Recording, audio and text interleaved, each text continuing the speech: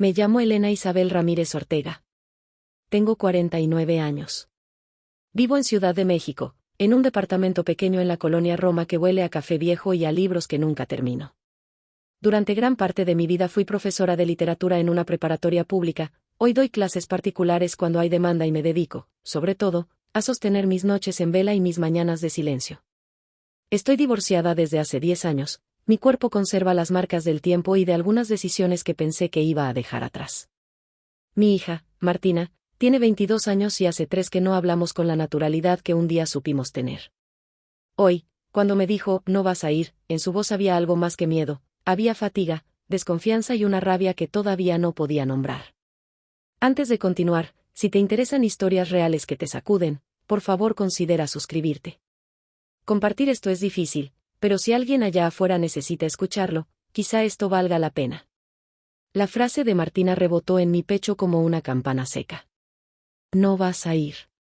Fue una ordalía corta y feroz, me había llamado al trabajo, después a mi casa, y al final se plantó en mi puerta con la determinación de quien intenta proteger a alguien que ama de su propio impulso destructivo. La cosa era simple en apariencia y compleja en el fondo. El sábado inauguraban el Centro Cultural Ramírez, un edificio municipal que, según su prensa, honraba la trayectoria cívica de mi padre, don Alfredo Ramírez, un hombre cuya sombra había sido larga y fría en mis recuerdos. Él se fue, nos dejó cuando yo tenía 12 años con una risita fácil y una puerta dando al tráfico. Se fue con la promesa de que volvería para hacer algo grande, y, en ese algo grande, había mucha gente que le aplaudió los logros y muy poca que supo de las heridas que dejó. Martina sabía perfectamente lo que ese edificio representaba para las Ramírez, para la familia que se lucró de la ausencia de mi madre, y por eso me pidió, imploró, que no fuera. Mamá, no vas a ir. Si vas, te vas a humillar. Es una trampa, ellos solo quieren tu presencia para decir que está todo bien. Tenía la razón en el nivel práctico. Tenía la razón también porque yo llevaba años sin defenderme públicamente, mi costumbre había sido callar, acomodar, fingir, gestionar el silencio. Pero había otras verdades que no podía seguir encajando en mis dientes.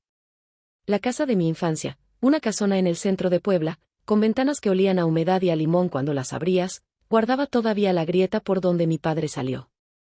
Recuerdo su olor a colonia barata, a cabina de teléfono público, recuerdo la manera en que su mano desaparecía cuando la cena estaba seca, y la manera en que mi madre, Teresa, hacía malabares para apagar la luz.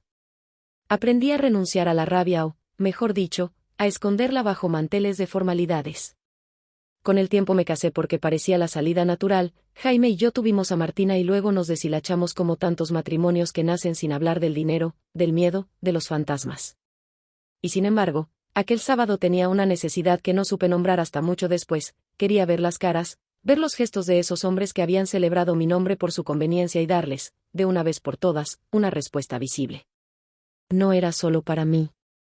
Era para mi madre, para la hija que sigue creyendo que puede protegerme con un muro de silencio, y para la niña que, a los 12, puso su mano en la grieta y juró que no dejaría que la marca se cerrara sin hacer ruido. La ciudad estaba calurosa esa mañana. El aire olía a diésel y a tortillas recién hechas, los vendedores ambulantes tenían puestos junto al lugar de la inauguración, y un sonido distante de trompeta se abría paso entre las conversaciones. Sentí el cuerpo ligero y pesado al mismo tiempo, un temblor bajo las costillas, un sudor frío en la nuca. Me vestí con la ropa que no usaba para entrevistas ni para ir al súper, un vestido negro sencillo, una bufanda que había sido de mi madre y un broche de plata con forma de hoja que siempre me recordaba que no pertenecía del todo a ninguna parte. En la bolsa llevé, por primera vez en años, un sobre con algo que llevaba guardando como si fuera un contrabando, cartas, facturas y una copia de unas anotaciones que demostraban, con fechas y nombres, que don Alfredo, ese hombre al que ahora la ciudad le entregaba una placa, había participado en maniobras para despojar a mi madre de la casa. También había algo más, una carta que ella escribió para mí el día antes de morir, cuando la enfermedad le quitó la voz y le dejó manos para despedidas tardías. Aquella carta era mi detonante. La ruta hacia el centro fue un collage de sonidos y olores. En el taxi, el conductor hablaba de fútbol con su compañero en el móvil, un camión pasó y me salpicó polvo en la pierna. El calor me pegó en la cara como una advertencia. Martina no quiso acompañarme, se quedó en casa, según me dijo después, porque no quería ser testigo de otro acto teatral de mi parte. No vas a ir, repitió. Tenía la misma mezcla de protección y reproche en sus ojos. Me dejó una botella de agua fría sobre la mesa, como si quisiera que fuera práctica y no heroica. Sus manos temblaban un poco cuando me besó la frente. Ese gesto me partió. Al llegar al centro cultural, la multitud era exactamente como lo imaginé, funcionarios con corbatas más apretadas de lo necesario, mujeres con vestidos complejos que no sabían plantar sus tacones en el pasto, periodistas con cámaras y micrófonos estratégicamente situados. Había un arco con globos, un intento de domesticidad, y al fondo una tarima con un gran retrato de mi padre, hecho a la manera solemne que se reserva para quienes han sido reconocidos. La gente sonreía con la rutina de quien participa en una ceremonia esperada. Olía a café frío, a papel impreso, a sudor contenido. Sentí el pecho apretarse. Vi en la distancia a quienes fueron mis tías, a mi hermano menor que siempre tuvo la mirada encantada por los buenos tratos, todos estaban allí, acomodados como si fueran piezas de una escena que había ensayado por años. Por fuera, la inauguración prometía tranquilidad. Por dentro, mi cuerpo se convertía en un animal que, después de años de domesticación, empezaba a oler peligro. La voz de un presentador anunciando la llegada del alcalde me atravesó. Damas y caballeros, en nombre del municipio, damos la bienvenida a este homenaje, y esa bienvenida fue la chispa que encendió mi decisión. Si yo no hablaba, nadie hablaría, si yo no abriera la grieta, el mundo celebraría una entidad que no merecía ser honrada. Me tomé un minuto más en el coche para respirar, para revisar el sobre en mi bolsa. La letra de mi madre parecía pequeña y amable, su última carta me pedía que no hiciera escándalo, que no volcara su dolor en públicos que no entendían. Hazlo por mí, Elena, decía. Y luego, en otra línea, casi como un susurro, pero no dejes que la verdad se entierre porque alguien necesita una escenografía. Cuando crucé hacia la tarima, no tenía un plan completo. Tenía, eso sí, la certeza de que no volvería a callar por miedo a ser juzgada. Sentí un frío en el estómago que me dejó la lengua seca, mis manos, a pesar de la tembladera, cerraron el sobre como si fuese una llave. Entre las voces que aplaudían y los flashes que comenzaron a multiplicarse, pensé solo en una cosa: todo el mundo miraba cuando alguien en el escenario hablaba. Y si yo subía, todos mirarían. No sabía entonces qué ocurriría después. No podía imaginar que esa decisión sería el inicio de una secuencia de hechos que desatarían historias, culpas, traiciones y una reparación que no iba a ser limpia ni rápida. Solo sabía que tenía que intentarlo. Si esto te está tocando hasta aquí, un like ayuda muchísimo. Y si alguna vez has sentido que te quieren silenciar para proteger una imagen, me encantaría leerlo en los comentarios. Estoy leyendo todo. La tarima estaba más alta de lo que recordaba en mis peores pesadillas, una pequeña torre desde la cual las sombras se hacen grandes, y el micrófono me miró con indiferencia técnica. Subí con pasos contados. Al acercarme sentí el exacto y extraño alivio que sientes cuando decides exponerte y ya no hay tiempo para retractarse, frío en las manos, garganta áspera, el corazón subiendo como si intentara salir por la boca. Me presentaron, mi nombre fue pronunciado con esa mezcla de compasión y curiosidad que siempre se reserva para las mujeres valientes que aparecen, y un aplauso protocolario me llegó como una ola distante. No esperé a que el protocolo dictara mi silencio. Abrí el sobre. Sacar la carta de mi madre fue como traer un crujido de ventanas viejas a la luz. Leí en voz alta, porque si la voz se quedaba dentro de mí, volvería al silencio de antes. Las palabras de mi madre sonaron pequeñas en mis propios oídos: Elena, si lees esto, es porque ya no estoy. No hablo de venganza, hablo de verdad. Tu padre no merece la placa ni el aplauso. Nos dejó, nos despojó y se llevó nuestros nombres como quien se lleva el pan. Si decides alzar la voz, hazlo con dignidad. La tarjeta estaba arrugada, pero su mensaje era una brújula. La audiencia se quedó en un silencio que me dio miedo y certeza a la vez. Empecé a hablar sin más arte que la verdad que mi madre me había dejado. Conté cosas que mi corazón había guardado con pudor, como el nombre de la casa familiar cambió de manos después de largas maniobras que nadie quiso explicar, cómo recibimos cartas de despido y acusaciones desde que mi padre subió en la vida pública, como mi madre hizo cuentas noches enteras para que no nos cortaran la luz. Hablé de la vez que mi hermano pequeño vino a la escuela con la mochila vacía y nadie le preguntó por qué. Hablé del día en que mi padre volvió a casa, no a abrirnos la puerta, sino a firmar documentos frente a abogados, y en esa firma nos dejó sin nada. En la primera fila, la alcaldesa sonrió con esa exactitud implacable de quien hace fotografías para sus redes. Tuve un impulso de señalarla y decir que también era cómplice por mirar hacia un lado, pero guardé la palabra para lo que tenía en la mano, las copias de unas anotaciones que no eran del todo pulcras ni forenses, pero que indicaban transferencias, nombres de empresas fantasma y fechas en las que las cuentas de mi madre, la cuenta en la que ella guardaba lo poco que recibía de trabajos domésticos, desaparecieron para dar lugar a pagos que ella nunca hizo. Mostré los papeles. La reacción fue un susurro colectivo, el murmullo de la incredulidad mezclado con quien ya esperaba una catástrofe. ¿Qué pretende ella?, susurró una mujer detrás de mí en tono casi teatral. ¿Acaso no sabe que esto es un homenaje? Alguien en la tarima intentó ofrecerme dióxido de calma y un gesto de, por favor, por la imagen, pero la amiga de mi madre, una mujer de manos callosas que me había visto crecer, se levantó de la primera fila y dijo en voz alta, es mi amiga y es la verdad. Mi madre trabajó para esa casa y no la pagaron, y lo sabemos. Ahí fue cuando la tensión se volvió eléctrica. Empecé a leer fragmentos de correos que mi madre recibió, de llamadas que no eran contestadas, del silencio que se convirtió en una especie de condena. El presentador pidió diplomáticamente que me acercara con el equipo de prensa. Un micrófono distinto se colocó frente a mí, como para darme el sello de legitimidad que algunos necesitan, la presencia de la cámara. Fue una jugada que me salvó y me condenó al mismo tiempo. La cámara amplificó mi voz, pero también puso mi vulnerabilidad a la vista de la ciudad entera. En los rostros del público veía todo el espectro: incredulidad, curiosidad, rechazo, compasión. Varios jóvenes que había conocido en la secundaria reconocieron mi apellido y sonrieron con ese dejo de, la hija de, como si el linaje marcara la historia. A mi izquierda, mi hermano intentó adoptar una postura de impasibilidad que le quedó pequeña, su boca se tensó como una grieta. De pronto, alguien gritó desde el fondo, es un circo. Que la saquen. Ese grito produjo la inevitable fractura, dos bandos invisibles. Había quienes respaldaron mi exposición como una búsqueda de justicia, y quienes la vieron como el acto de una mujer resentida que no tolera el éxito ajeno. Sentí una punzada, ese filo clásico que corta cuando te preguntan si eres simplemente rencorosa. Me sostenía la carta de mi madre como quien sostiene un crucifijo en medio de la tormenta. En el silencio que siguió, llegó mi pequeña traición admitida en voz alta. Conté que, años atrás, cuando todo parecía desmoronarse, recibí una propuesta que me hizo callar por miedo. Era un sobre con dinero, no era suficiente para todo, pero suficiente para pagar deudas inmediatas. Aquel sobre me permitió seguir dando de comer a Martina y pagar los medicamentos de mi madre. Lo tomé. Callé.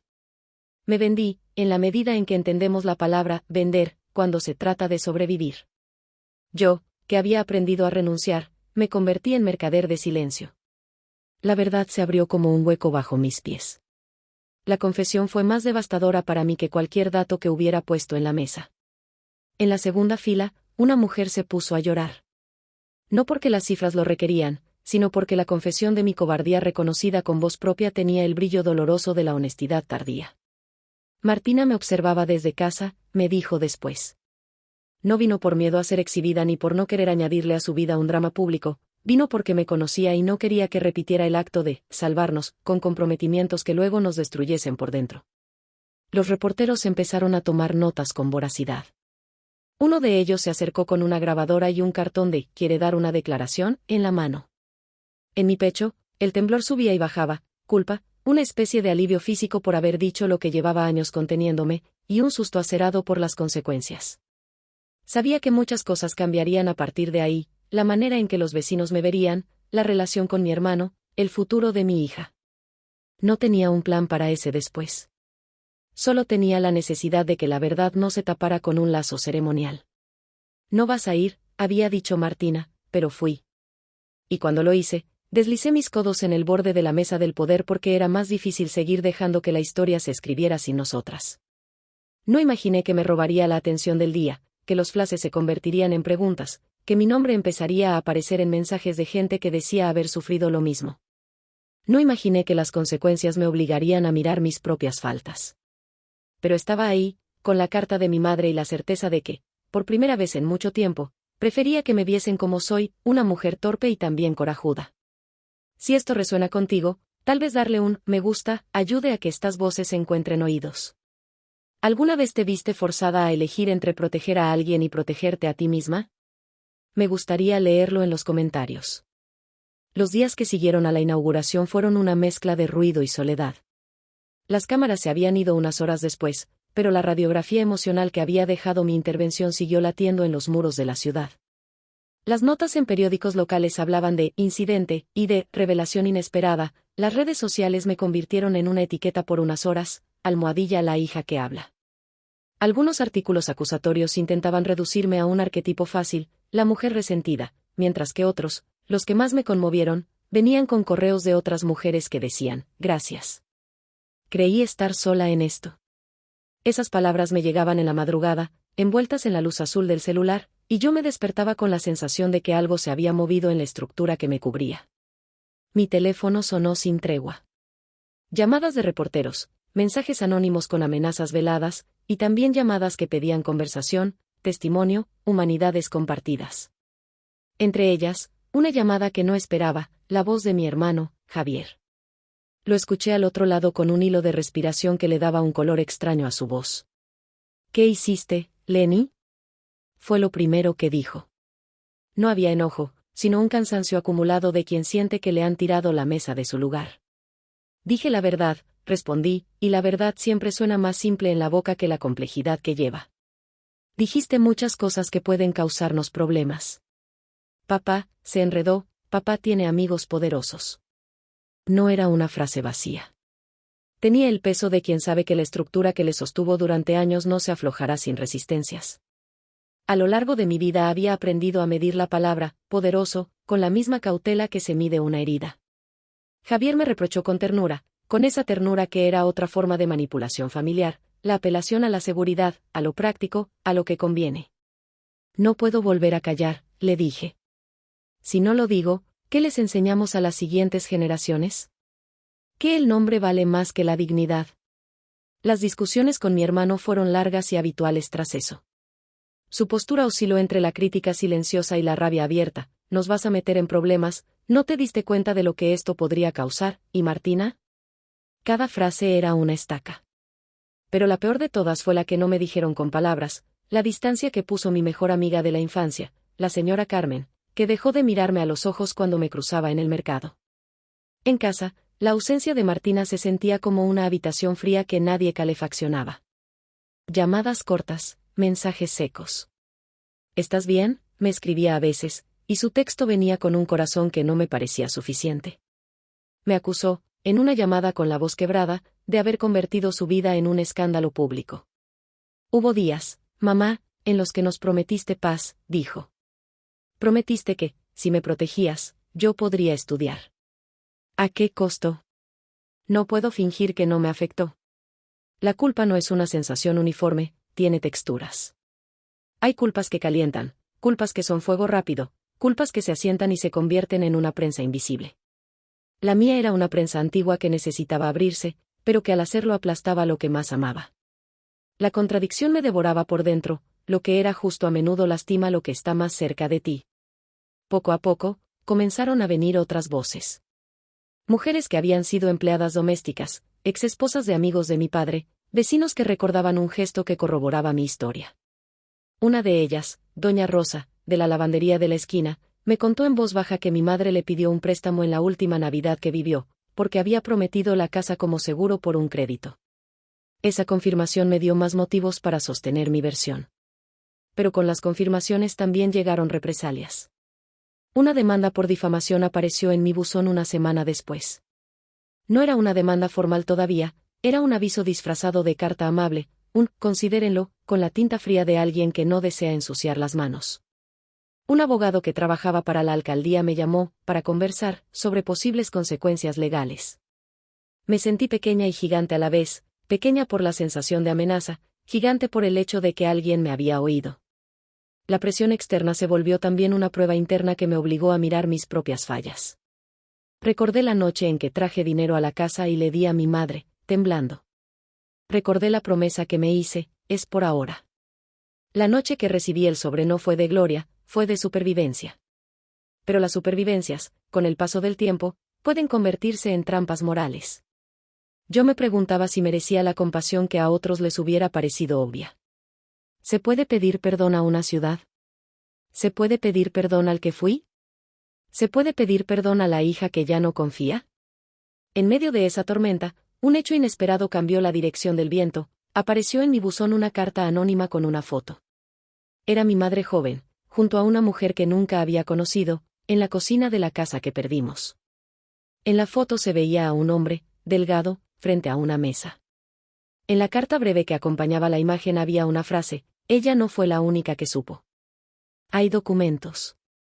Yo te los doy si te atreves a seguir. Esa oferta llegó como una invitación y como una amenaza. No podía ignorarla. Decidí responder a la intriga con la única cosa que me quedaba, la búsqueda de la verdad sin adornos. Si alguien más sabía, si había papeles completos, entonces el huracán no sería mío solo. Pero la búsqueda me obligó a salir del pequeño refugio de mis habitaciones y enfrentar una ciudad que juzga con rapidez. Fui a la casa vieja, ya convertida en otra cosa, una tienda de abarrotes que vendía refrescos extranjeros y periódicos viejos. El dueño, un hombre de mirada paciente, me miró y me dijo con pena que ya casi no quedaba nada de la antigua casa, habían pintado, tapado, borrado. La pista que me ofrecieron me condujo a un viejo expediente en un escritorio municipal que, por un descuido burocrático, estaba incompleto. No necesito aquí contar cada dato, lo que importa es que, por primera vez, encontré pruebas que conectaban a terceras personas con las maniobras. Y cuando empecé a atar esos hilos, la red se hizo más vasta que la simple disputa familiar. Aparecieron nombres de empresas fantasma que señalaban hacia personas hoy poderosas en la ciudad.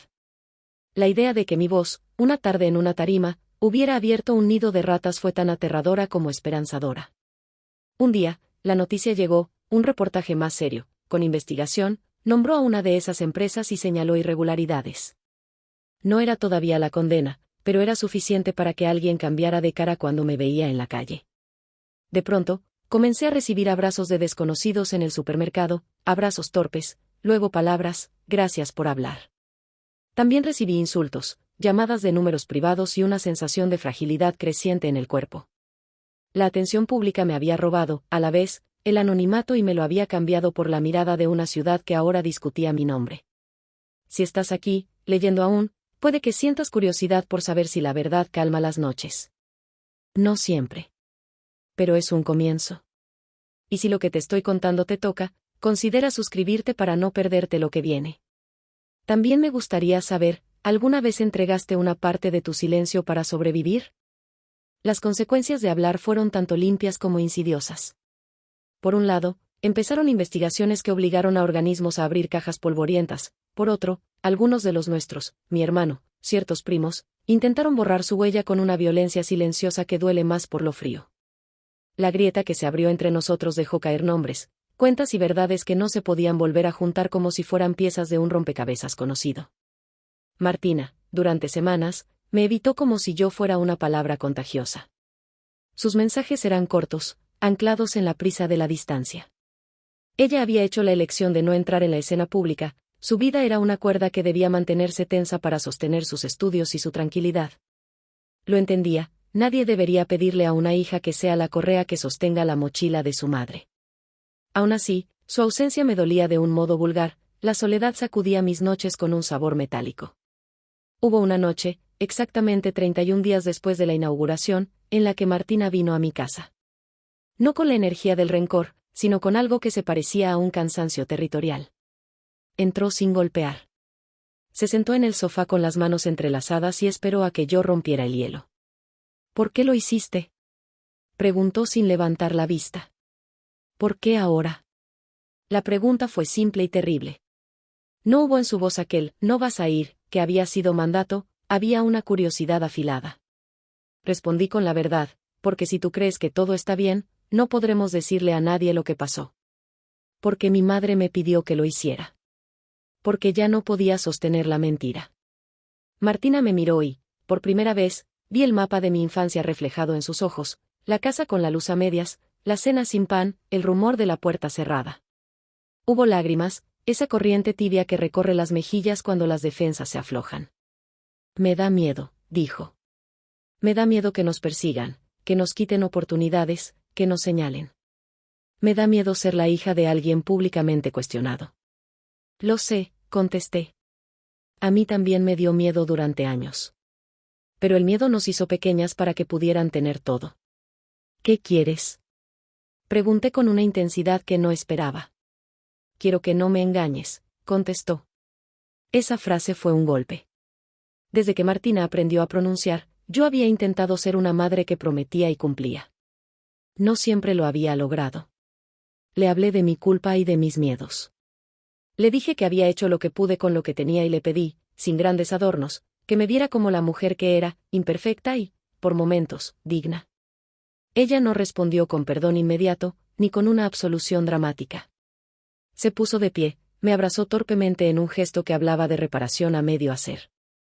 No era la reconciliación, pero sí algo que podía ser trabajado. Mientras el vínculo con mi hija encontraban sus propias maneras de sanarse, las instituciones comenzaron a moverse.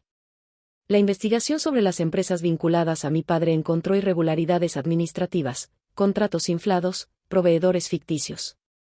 No era una condena penal todavía, pero sí una señal contundente de que no todo lo que reluce es pulcro.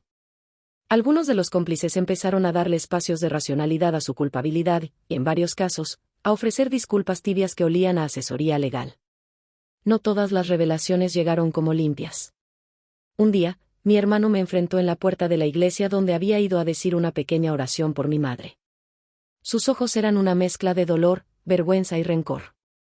Me dijo, con voz cortada, nos traicionaste. No por la verdad, sino porque lo hiciste desde arriba, desde el escándalo. Tenías otras formas de hacer las cosas. Quizá, le contesté, pero las otras formas no funcionaron. Y si lo que querías era proteger la casa del apellido, lo siento. Yo no puedo más. Los meses mostraron que hablar la verdad no es una cura instantánea. Es una limpieza que se hace a cuentagotas, con dolor y con arrepentimiento.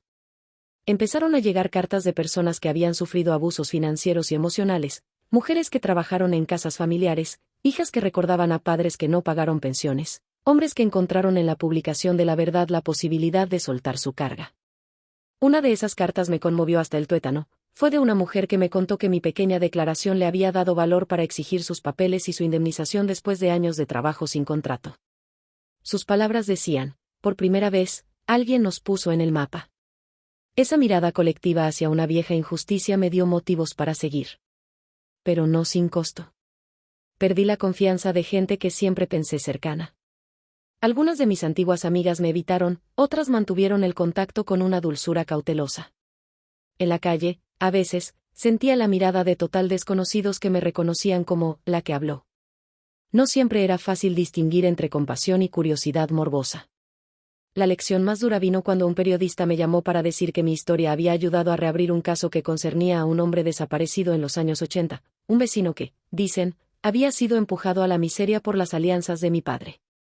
La familia lo agradeció públicamente. Sentí alivio y una culpa nueva por la exposición de nuestras fallas. ¿Era justo que nuestros errores funcionaran como palanca para que se hiciera justicia a otros? Tal vez sí. Tal vez no. La vida no suele dar respuestas limpias. Con Martina, fuimos reconstruyendo algo parecido a un pacto, sinceridad a cambio de comprensión. No fue un vuelco, sino una serie de conversaciones difíciles, confesiones como la de que había aceptado dinero para arreglar cosas inmediatas, y la promesa de que ya no ocultaría más. Ella me pidió, con la dureza que tienen los hijos que han aprendido a cuidarse, que no volviera a afrontar sola los peligros. No vas a ir a un lugar si no es necesario, me dijo. Y si vas, avísame. La ciudad, por su parte, empezó a moverse hacia afuera del pequeño escándalo. Los ecos disminuyeron, pero no dejaron de latir. La política es paciente, y los tiempos del poder suelen modularse en silencios larguísimos. Para mí, sin embargo, la atención pública había hecho algo esencial, me devolvió el valor que creía haber perdido. Pero también me recordó que el precio de hablar no es la gloria, es la responsabilidad. Si hasta aquí te ha interesado mi historia y quieres saber cómo terminó todo, no olvides suscribirte para la última parte. También te invito a compartir si alguna vez sentiste que decir la verdad te costó algo importante. Estoy leyendo cada mensaje. Lo que siguió fue un entretejido de pequeñas victorias y pérdidas que, juntas, formaron una especie de mapa de lo que significa reparar sin que la vida vuelva a ser como antes. La investigación siguió su curso. Algunas figuras públicas perdieron contratos, otras fueron llamadas a rendir cuentas. Mi nombre apareció en columnas que debatían sobre la ética y el linaje. Para muchos, era una historia sobre familia y poder, para mí, era una lección de cómo el silencio puede comprar comodidad a cambio de dignidad. Perdí a ciertos parientes que se dieron vuelta con la rapidez de quien se protege de la lluvia. Perdí también la tranquilidad de la invisibilidad, no podía caminar por ciertos mercados sin que alguien me reconociera y exclamara, tú eres la de la tarima. Debo ser honesta, a veces esa atención asfixiaba, a veces era tan invasiva que deseaba haber elegido el silencio otra vez. Pero la verdad no es una opción que se toma sin considerar el precio. Ese precio lo pagué con noches en las que me despertaba sudando, con llamadas con amenazas. También lo pagué con el abrazo de alguna mujer en la fila del banco que me dijo, con voz quebrada, que por mi culpa pudo recuperar sus ahorros. Martina y yo fuimos aprendiendo a caminar juntas en una nueva dinámica. Nos costó. Ella necesitó tiempo para entender que mi impulsividad no era un acto de ego, sino un intento torpe de poner los pedazos donde deberían estar para que no se rompieran más. Empezamos a cenar juntas otra vez los domingos. Hicimos rituales que me parecieron sagrados, comprar pan por la mañana en la panadería de la esquina, ver películas que a ambas nos hacen llorar, recordar a mi madre de maneras sencillas, como preparar su sopa de lentejas en las tardes frías. Las pequeñas costumbres se convirtieron en puentes. A nivel legal, no fui condenada. Hubo quejas, investigaciones, audiencias administrativas. No fue fácil. Me pidieron pruebas, me miraron con sospecha. Pero el peso de la verdad, las facturas, las firmas, las manos que habían trabajado sin reconocimiento, comenzó a activar un proceso que dejó a varios sin la posibilidad de esconderse en la burocracia. No fue una limpieza total, ni una justicia perfecta, pero fue algo tangible. Ciertos contratos fueron anulados y hubo devoluciones de pagos a familias trabajadoras que nunca antes habían tenido voz. Tal vez lo más sorprendente fue ver a otras historias salir del anonimato. Las mujeres que habían sufrido abusos financieros empezaron a organizarse. Pequeñas comunidades se formaron alrededor de la idea de exigir cuentas. Mi nombre, irónicamente, se transformó en un símbolo para quienes no querían más silencio. Ser la que robó la atención dejó de ser un reproche para convertirse en una especie de responsabilidad colectiva. No fue una gloria cómoda, fue un compromiso. En lo personal, tuve que aprender a pedir perdón de forma concreta, no con palabras grandilocuentes, sino con actos cotidianos. Visité a vecinos para ofrecer disculpas por la exposición que quizá los había incomodado. Pedí a mi hija que me dijera cuando estaba demasiado y me dijo que una de las cosas que más le ayudó fue verme responsable, no perfeccionista, no heroica, frente a los errores. Entender que pedir perdón no borra el daño, pero sí abre la posibilidad de recomponer. Hubo una escena, pequeña, íntima, que guardo con cariño. Una tarde de otoño, Martina y yo caminábamos por el parque de la colonia y vimos a una niña pequeña que sostenía una foto arrugada de su abuela. La niña se acercó y me preguntó si podía contarle el cuento de mi madre. Le conté la versión breve y con cuidado, de cómo una mujer trabajó duro y nadie la escuchó hasta que alguien lo dijo en voz alta. La madre de la niña, sentada en una banca cercana, me observó y luego vino a hablar. Me dijo que mi acto le había dado a su familia la posibilidad de que le pagaran lo que le debían a su abuela, porque ahora había ojos revisando contratos.